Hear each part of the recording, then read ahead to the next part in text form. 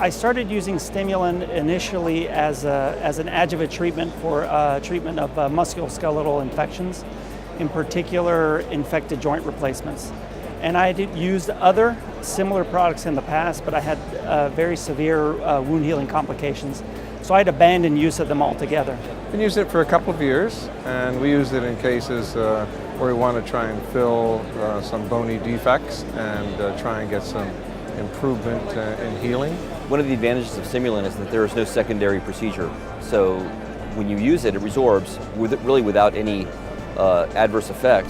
I like the variability in size, the ease of use, and it's very reproducible and reliable. So I get the same outcome time and time again without any variability. It's very soft tissue friendly, so we get terrible fractures that we use it on, like a tibio plateau fracture that's very swollen and got blisters, or a pilon fracture that's very swollen and got blisters. And so you're kind of worried about putting things in that might make the soft tissue react, and it doesn't do that to this. So it's a very benign soft tissue reaction. We don't put it in the soft tissue, you put it in the bone, but still you're always worried about something happening to it, so it doesn't do that.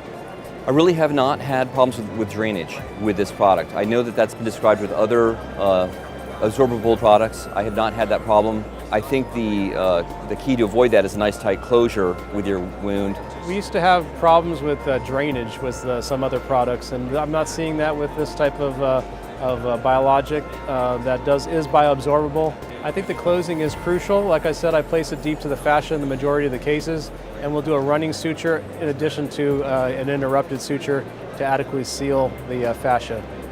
I've never had a drainage issue. Now, I've used it in knees and hips. You want to close the wound completely and just let it be.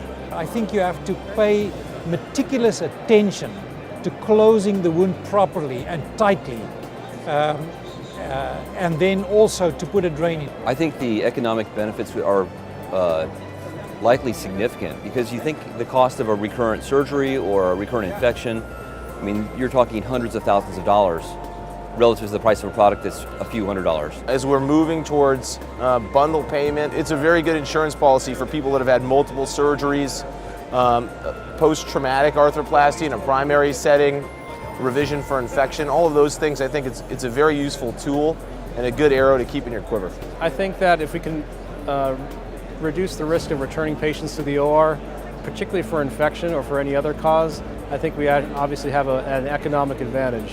By placing this in several years worth of patients now and having very few patients return to the OR for problems such as drainage, I'm seeing a significant economic advantage with that as well.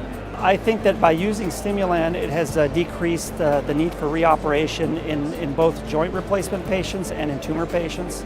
It also saves the hospital money because it has decreased the readmission rate.